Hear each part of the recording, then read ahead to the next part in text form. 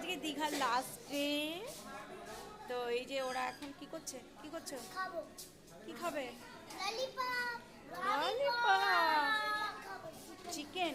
তুমি কি খাবে? ও তো ভেজ। ও বাবা। ওয়াবেট ওয়াবেট ওয়াবাট ওয়াবাট। এই কিসা, এই ললিপপ কিন্তু খাবি না এখন।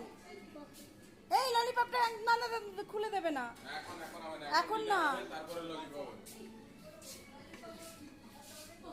এই একজন খুব কানু কানু করেছে, এখন ললিপপ খাচ্ছে। তাকাও